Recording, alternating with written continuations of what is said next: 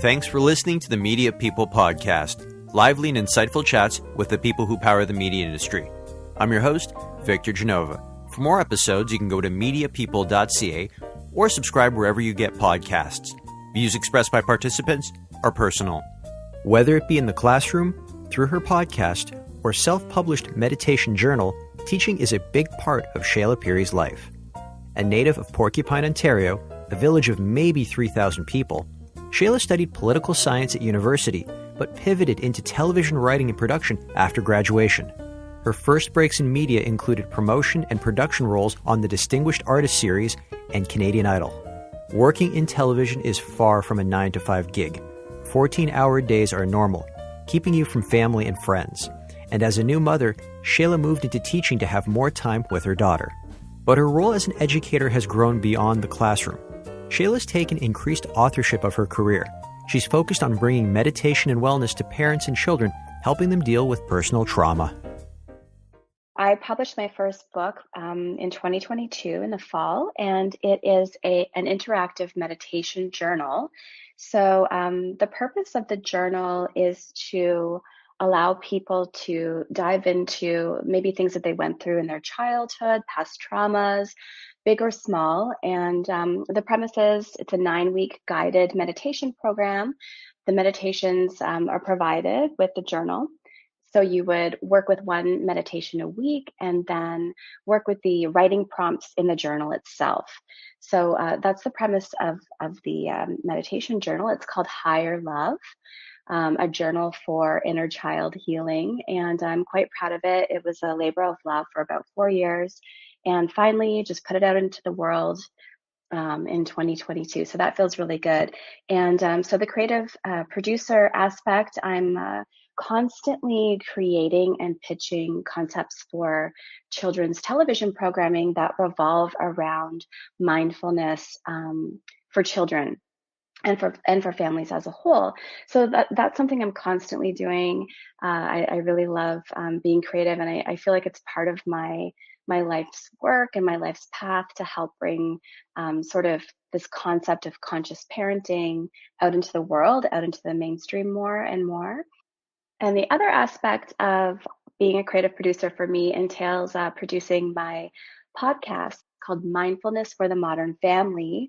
And the concept behind the podcast is that we dive into the world of parenting today. And it's for anyone who wants to hear about others' experiences with family dynamics and raising kids. And we talk about everything. We talk about navigating difficult situations, careers, life and love, and really focusing, though, through the lens of how mindfulness comes into play as we go through our daily lives. So just going into the journal that you've put together, Higher Love, a journal for inner child healing meditations. I learned something interesting about this a couple of weeks ago. And apparently, if you write down your traumatic events, and they can be incredibly traumatic or they don't have to be that traumatic, apparently it moves it from one part of the brain to another. And it moves it to a part of the brain that makes it easier to, I don't know if accept is the right word or deal with it, but there are like some really, really big psychological benefits to doing that. So I have been a guided meditation teacher here in Toronto for 8 years now, and I studied guided meditation for years before that. And what I have found with the type of guided meditation that I lead is there's huge transformation that happens within the group with my students, and it's happened over and over again. And so it's not only the process of working through whatever trauma you need to work through while in that meditative state.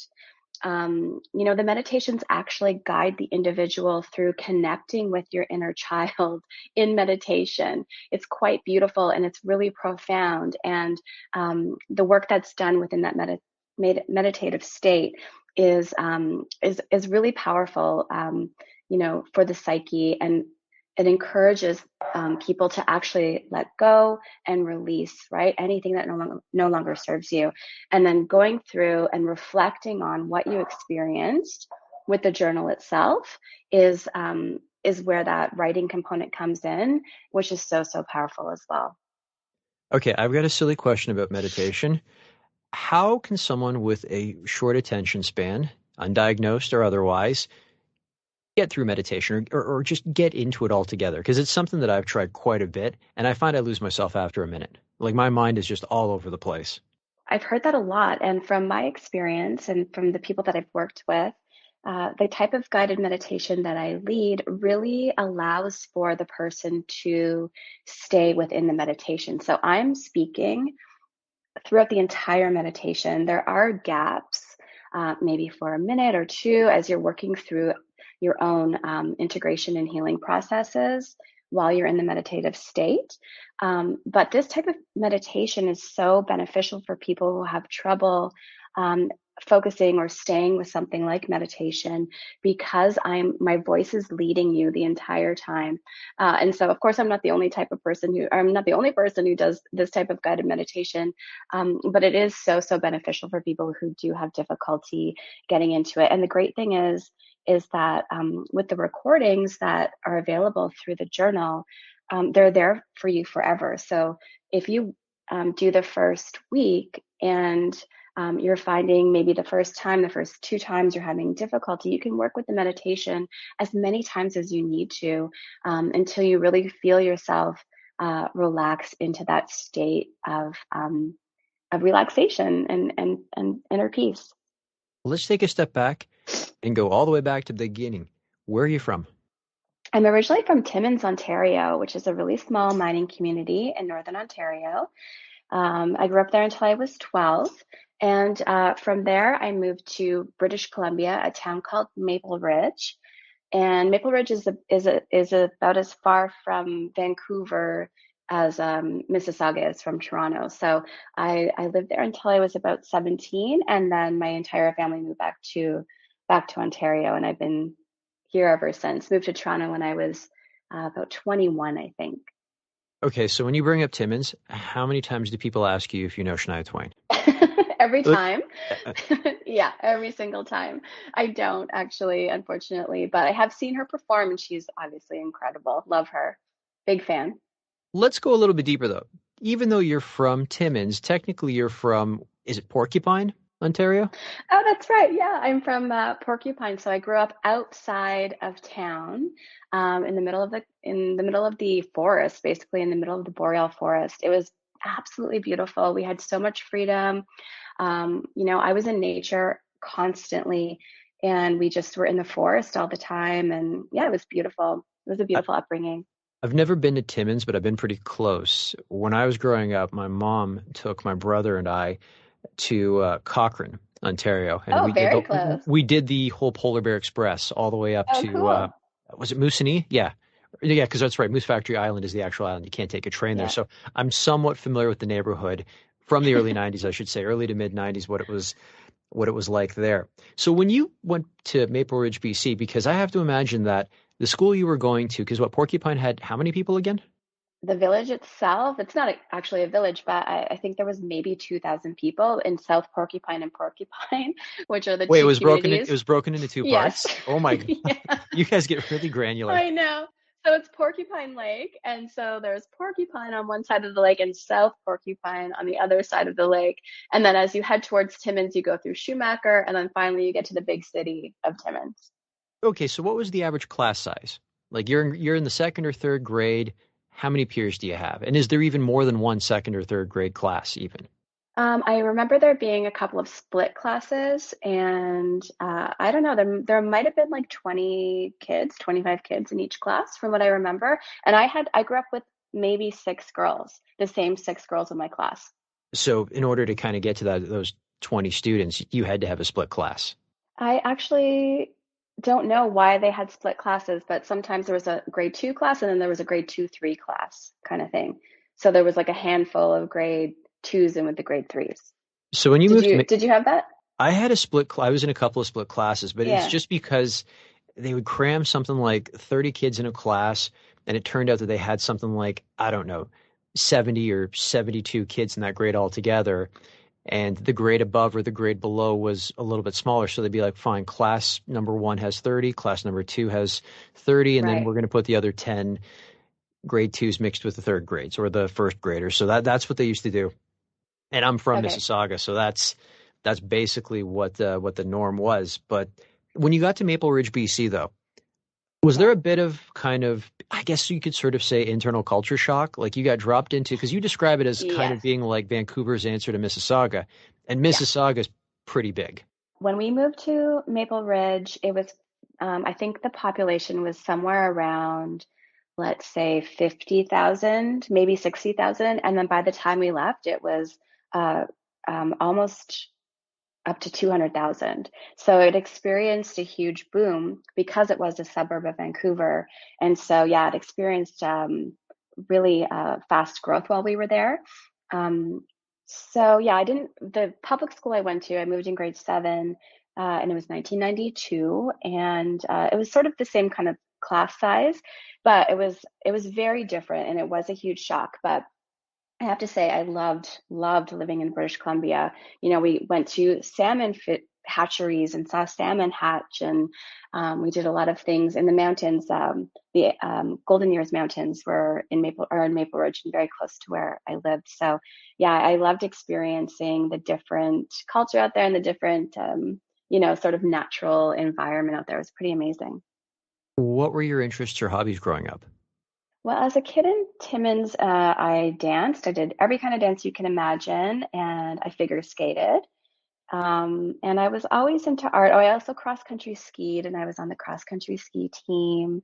That was fun. And I always cross country ran, but I was never a good runner, but I always did try, even in high school. And then when we moved to BC, I sort of, I got more into painting. So I did painting classes, and I became part of a choir called the West Coast Youth Ensemble. And we used to perform all over the Lower Mainland and even into the interior. And that was really fun. We performed at the Orpheum Theater one time, which was incredible. I'll always remember that. So cross country skiing in Porcupine or in Timmins, was that a Yeah. sport or was that a way to get around? And I mean that sincerely. It could have been either, but it was a sport. Yeah, it was a sport. But I remember as a little kid, my dad would pull my brother and I on a toboggan behind him as he cross country skied through the forest. So it could be either. Okay, so you were a big fan of the 90s, or still are a big fan of the 90s like I am. I remember those years quite fondly, but why did you have a fondness specifically for Drew Barrymore? Oh, she was such a free spirit. I just loved her.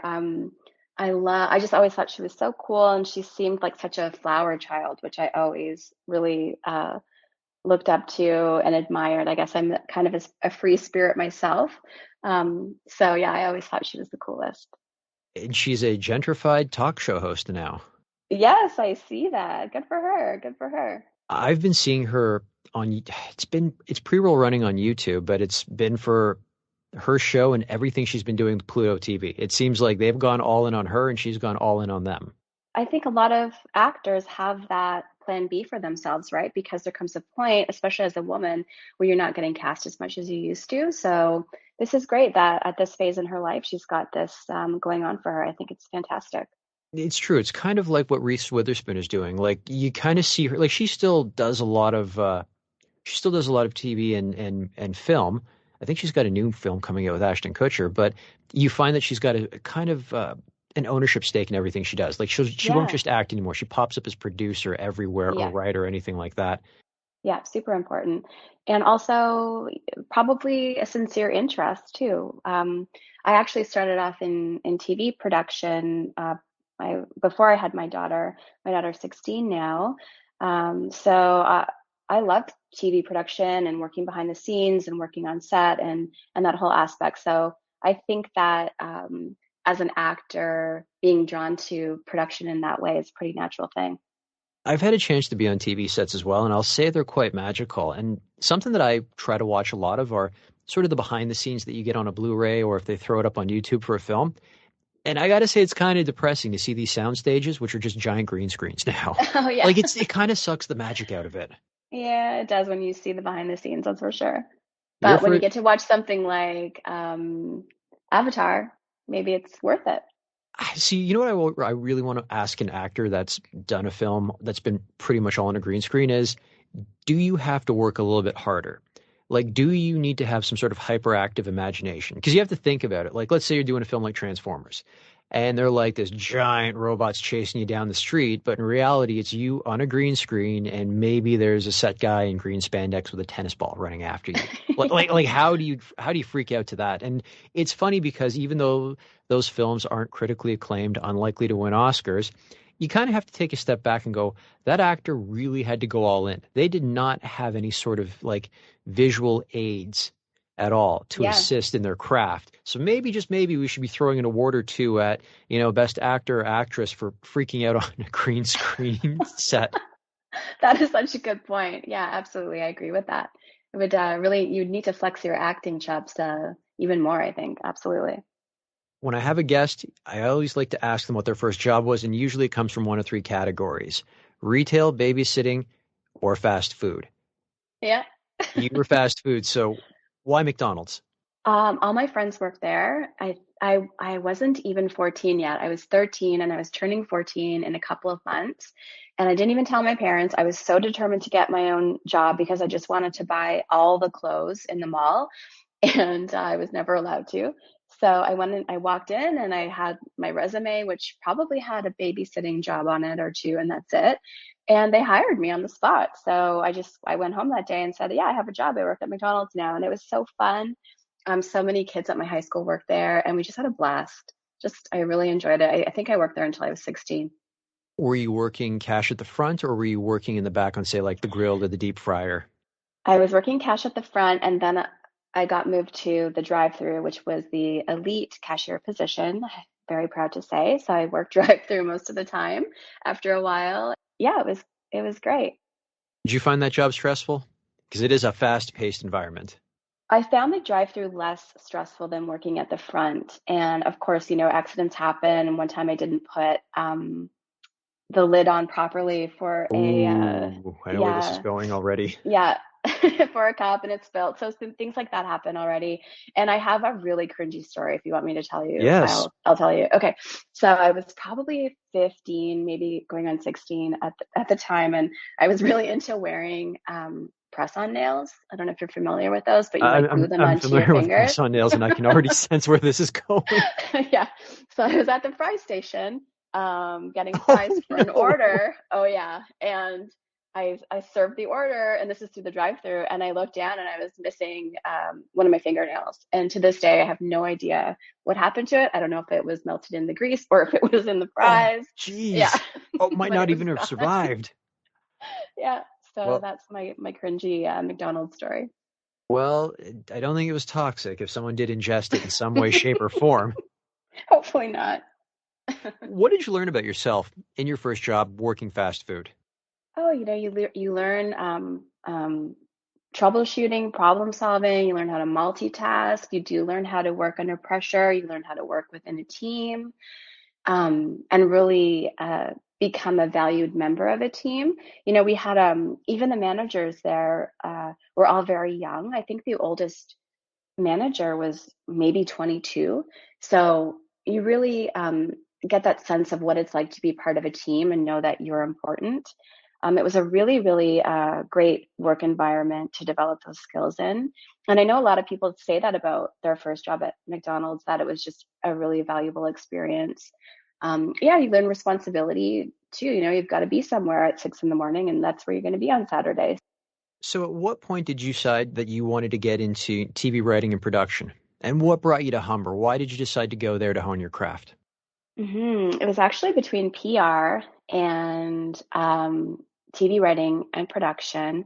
And basically, my parents were of that old school mentality. I was always such a creative person, and I wanted to go into graphic design or interior design or something like that. But they really insisted that I needed to go to university. And so I did, and I just didn't have any idea what I wanted to do. So I got a BA in English. I got an honors BA in political science. And then I just, I worked as a secretary at a law firm. There's not many jobs that you can get from that sort of like undergrad degree situation. So You're not alone with that. A lot of people get their degrees and they kind of have to start somewhere, and it's usually not connected back to what they had spent 4 years studying. Exactly, because they want real world experience, and university doesn't necessarily offer that. So it's like this weird circle that you get caught into. So I wanted to go to college to get something practical, and then I read the course description um, for the TV writing and producing, and I was almost going into PR, and then I just fell in love with the description. I was like, this is what I want to do. So I did the program, and I got to do many different roles within the program. Like I was a first AD, I directed and produced a video profile for a Woman of Distinction award. I was a I did wardrobe. I did all kinds of really cool things. I did talent wrangling at the Gemini Awards. So it was just a really cool experience. And then Humber at that time had their own television show called the Distinguished Artist Series. And I was a promotions producer on that show, garnering the crowd, promoting the show, getting the crowd in for different shows, which was not difficult because we had guests in like Billy Crystal and all sorts of super Whoa, Billy well-known Crystal? actors. Yeah, it was Like incredible. the Billy, like we're talking City Yes, Slickers, like yes, I think he's hosted the Oscars, what, five? Every time they just need someone to jump in after someone gets canceled, it's just like give the show to Billy Crystal. yeah. We had Billy Crystal. Did you Yeah, get a chance to talk to him? Like, I didn't talk to him, but I was in the front row during his interview. So our professors at in that program were like leading industry people. It was people who had created and were writers on the Love Boat and all these big names. So one of the teachers' name is Lauren Froman, and he is good friends with Billy Crystal. So he got him on the show along with many other people. And so that was just, yeah, a really cool experience. And then from there, I started working on Canadian Idol. I think it was in its second season. Got to travel around Ontario, go to the auditions, sit in with the judges, and that was neat. So at that same time, I was engaged actually at that time, and ended up having my daughter. So I got pregnant. Had been engaged for 6 months. I'd been with my first husband for years at that time, since we were about 20. I was 21, very young, and so I ended up having my daughter just as I was graduating from TV writing and producing, and I didn't know enough about the industry that at that time I wasn't privy to all of the jobs I could have got at the actual production companies working sort of in an office. So for whatever reason, I just thought that I had to change careers and that I couldn't work on set with her as a baby for 14 hours a day, because that had been my experience so far within the industry. So I decided to jump out of the industry, and I went into my master's degree and I started teaching. And then I've taught off and on for many years since then. But I'd say about 6 years ago, 7 years ago, I decided that I really wanted to get more back into the world of TV. And so I started working at an advertising agency, and I was doing client services there. So project management, relationship management. And then I moved to We Charity from there and did the same role there. So so I've been fortunate enough to like get back into um, the industry in that way, slowly but surely. So that feels really good. so do you get a little starstruck when you meet talent like Billy Crystal, or you get close enough? Because what was it, the Juno Awards you said, or the Geminis, where you were a talent manager? So that's a funny story. Hmm. So yes, I was a talent wrangler at Talent the, Wrangler, that's it. yeah. Oh, okay. So I was a talent wrangler at the Gemini Awards, but also It's Always Something, which is Gilda Radner's charity show. I'm not sure Very if it's familiar with actually Gilda. still, Very familiar with Gilda yeah, Radner from Saturday Night Live. right. So I grew up in Timmins. Bryan Adams is a big deal in Timmins, I'm sure he still is, but in the 80s, he was like the biggest deal. So I was Bryan Adams' talent wrangler, and I had to go into his dressing room and get his dressing room ready and his tea. And he walked in while I was in there. He was a little bit early, and I couldn't speak. Like I couldn't even talk. I was so starstruck, and I don't usually get starstruck, but for Bryan Adams, I was just like, I couldn't even talk. And it was a little embarrassing, but I'm sure I he's couldn't say used no. to it, but that's one of the challenges of of that position is that you have to treat the talent like they're just anyone else. Like you have to be like Mr. Adams, we need you on stage in 5 minutes. No, Mr. Adams, you don't have time for another beer. Get your ass on stage. Like that's the kind Yeah. of stuff you have to be. You're not like, oh my God, can I get your autograph? Okay, so let me ask you this then. Yeah. This was something that someone had told me years ago who worked with talent. They said that if the talent management is very easygoing, it usually means that the talent is very difficult. And so what they're trying to do is compensate. However, if the talent's management is very difficult, it means that the talent itself is a pushover and needs to be guided. Did you find that? Like, did you mesh with their management at any time, or were you just dealing directly with the talent on an ad hoc basis? I was just dealing with the talent. To my knowledge, his manager was not backstage. And, I mean, we're going back like 16, 17 years at this point, but it was him and there were some other band members and they were super easygoing. They were the nicest. So, yeah, I didn't have that experience. I don't think his manager was there. Did he have like a crazy rider where it's like, if I don't have like 17 pine scented candles, I'm not going on, or I No, need to like, because you hear about that mm-mm. sort of stuff with, especially musicians. Yeah, no, it was tea and honey. It was the easiest. That was it. Tea and honey. Maybe one other thing, but yeah, it was pretty easy going, pretty low key. Okay, I want to jump into your academic career a bit, and that is as a program director, as a professor, and instructor. So you made that pivot into it. So let's start first with Northern College of Applied Arts and Technology. I'm going to mess up that acronym as we go through this chat. So what brought you there, and what did your role as program director entail? Yeah, so that was my first job after graduating from my master's degree. Unfortunately, my first marriage did not work out, and so I was a single mother at that time, and my daughter was about, I'd say she was about 3. So I took the role as program director of the Learning Innovation and Learning Technology and Innovation Department. It was a mat leave position, so I had the opportunity to take this amazing role in Northern Ontario. I went to the Haileybury campus, and I was training faculty members on different learning innovation technologies. To help with student success, to help with student engagement in the classroom, and also remotely, because there's a lot of remote students at Northern College as well. And they were a bit ahead of their time because, this was quite a while ago and they did have a lot of remote offerings back then. So yeah, it was really interesting. And I was a little self-conscious. I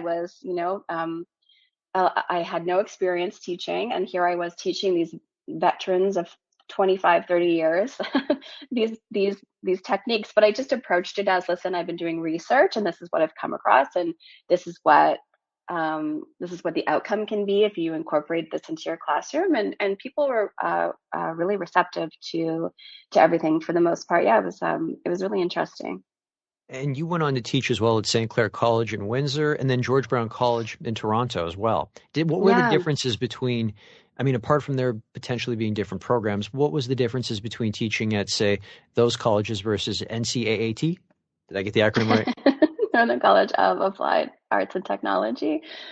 You might have, I'll have to write that down to figure it out. I think so. At St. Clair, I got to teach a lot of sociology, which is within the specialty that I did for my master's degree. I did a degree in cultural studies, which is a branch of sociology. So I absolutely adored teaching all things sociology and current events. And I really like cultural studies and sociology because there's a lot of theory, there's a lot of academic theory, but then it talks about how to put that theory, that philosophy into real world practice to benefit society. So really enjoyed that at St. Clair. And then to George Brown, as soon as I could move back to Toronto, I did. So I've been back in the city now for almost 9 years and teaching a lot of college English, business communications, courses like that at George Brown. And that's been really great for me. So I actually taught remotely during the pandemic at George Brown. And yeah, it was fantastic. It was a really great thing to be able to, sort of go back and forth to when I need to. So you settled into remote teaching quite well, because I've got friends who are teachers and they were ripping their hair out. Well, luckily I had experience doing it from Northern College, so I was actually really familiar with that aspect of using Blackboard in that way and remote teaching. The thing that was difficult about it is no one turns their camera on, and there's not that same sense of classroom and community. So that was difficult. But I just tried to remind myself that, I, everyone at that time was just going through such a difficult time, and I was just there to try to help facilitate their success in their program however I could. So I would say definitely there was a lot more understanding and leniency while I was teaching during the pandemic, for sure. And so your return to media, though, was at Union. I'm very familiar with the agency. Unfortunately, or fortunate for them because they had a bit of an exit, it's now Donor North. It was acquired. Yeah. It was the old CP&B, and then I think it was the owners after CP&B had shut down had basically taken, I don't know if it was the assets, and I don't want to tell their story for them because I don't know. And it became Union. And I've got a couple of friends and clients that actually they were at Union and they've moved on from there now. But what was it like getting back into media, especially being on that side of it? Because a lot of your media training prior to that had been on the production side. So were you working technically on the media side at Union, or were you more on the creative side?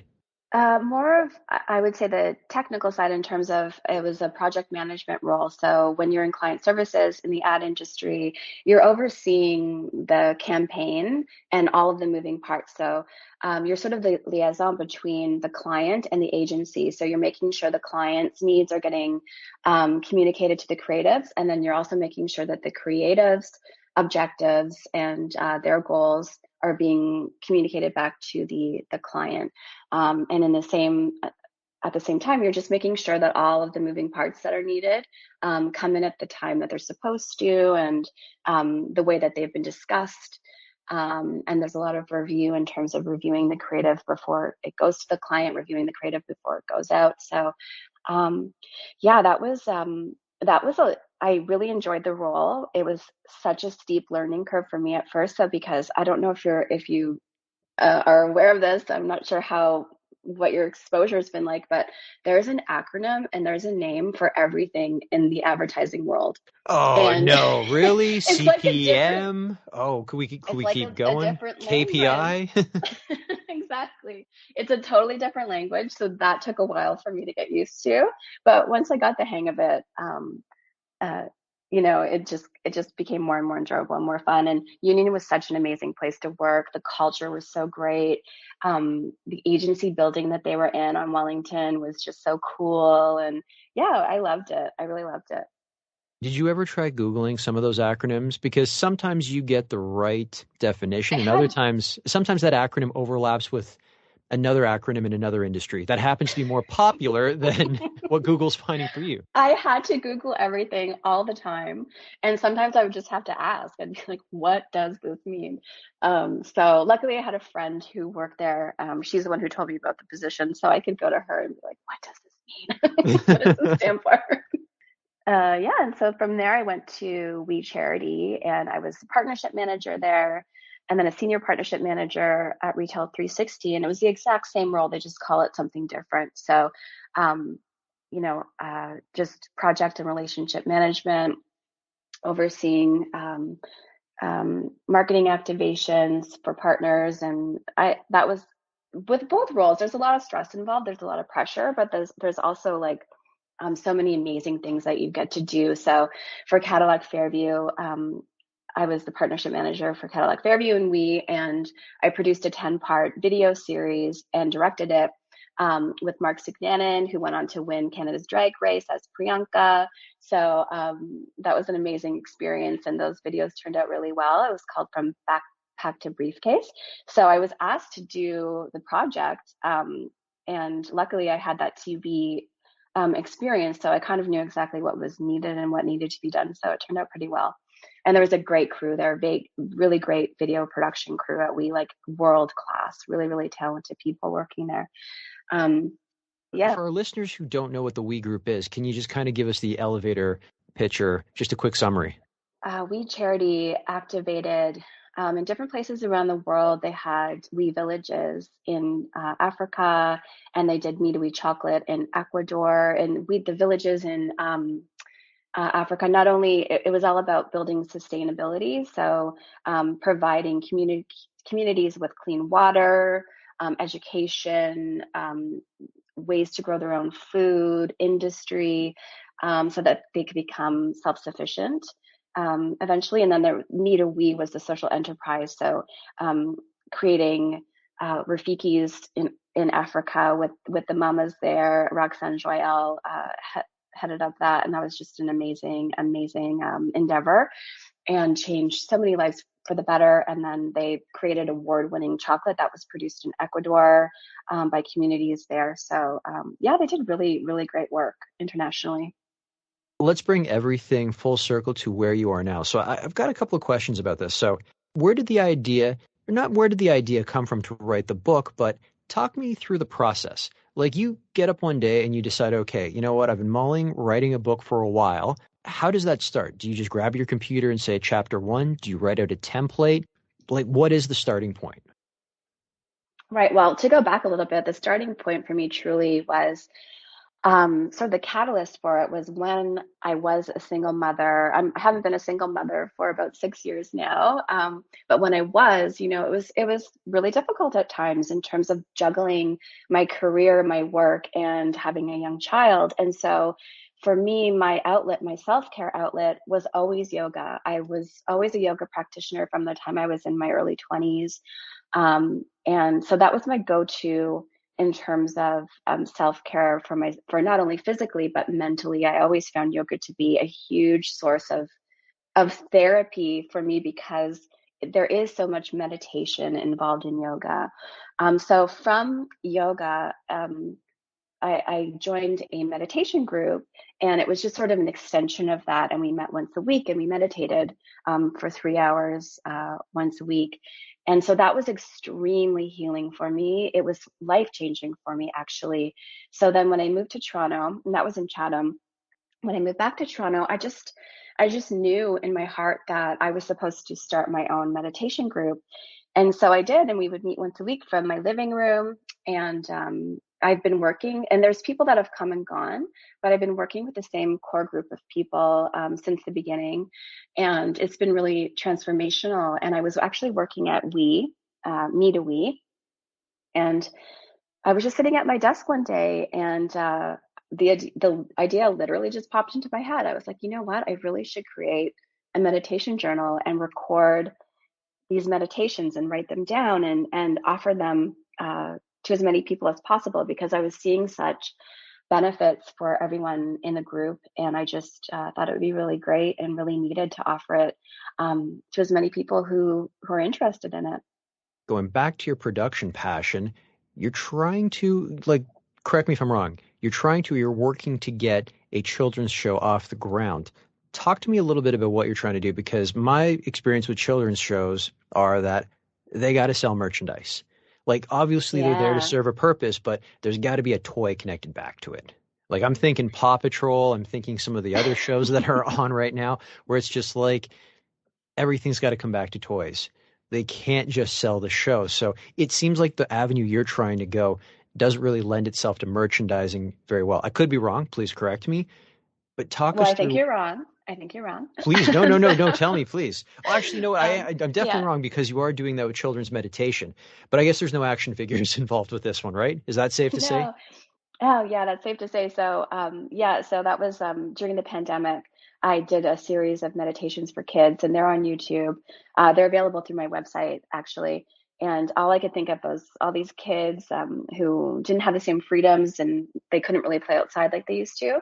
So all of the meditations are sort of rooted and grounded in nature and offer really beautiful imagery of nature, and just teach kids how to connect to their breath in order to self-regulate and to calm themselves and find a sense of peace.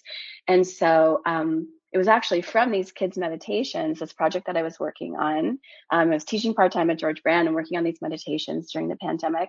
And then I had this show idea, a same thing, just sort of like pop into my head. And the show that I pitched. So it was actually picked up by a production company that I worked with them. I developed it with them all last year, and unfortunately, it wasn't picked up in terms of the cycle that it was pitched to. But I'm going to try to still see if there's interest in it. I'm going to continue to pitch it on my own and to get it out there, because I really believe that the premise of the show and what it offers is so needed.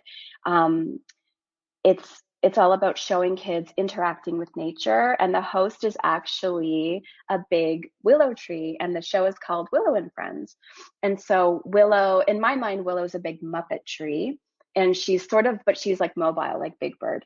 And she's got, her hair is like this loose flowing weeping willow tree branches.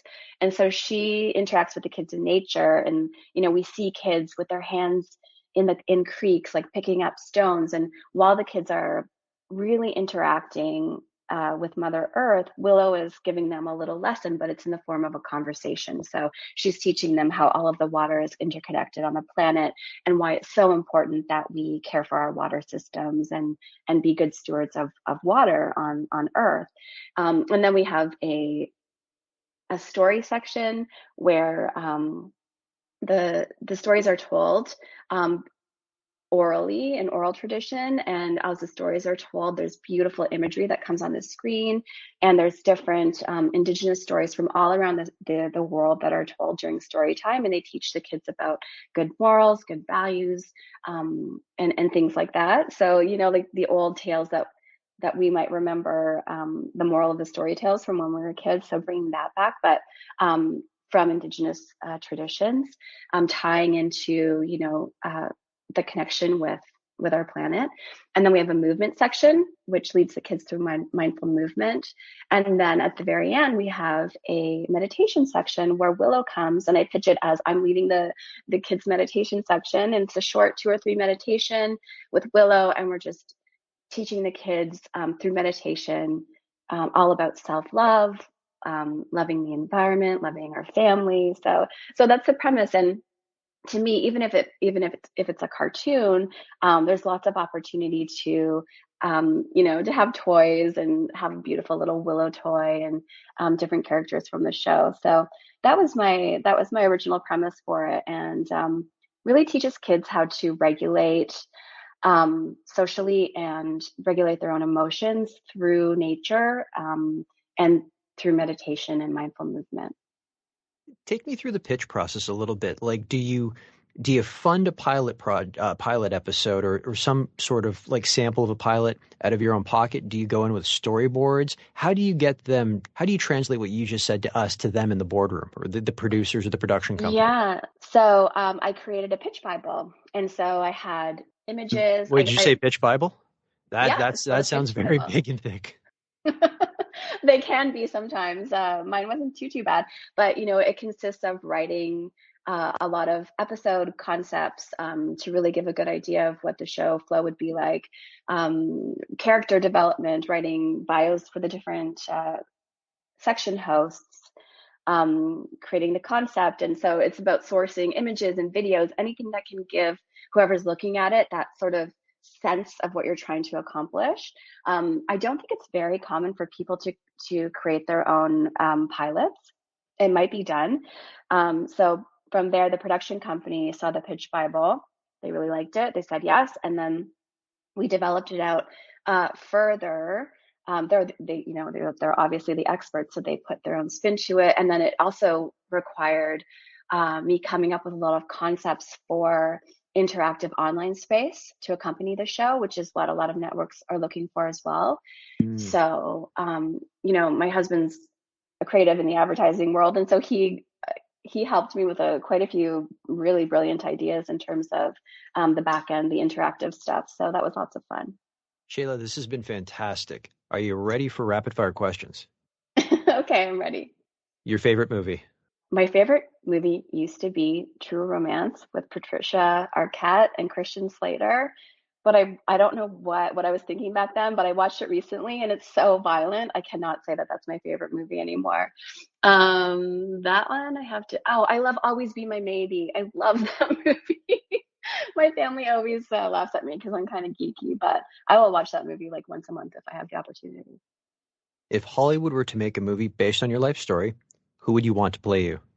I think I would want Kate Hudson again because she's such a free spirit. I think she's really mindful and cool, and I follow her on Instagram, and her family just seems so lovely. And I love her mom, Goldie Hawn, as well, and her dad. I don't know. I'm just a fan of that family. So yeah, probably Kate Hudson. What did you think of her performance in Glass Onion? I thought it was fantastic. It was great.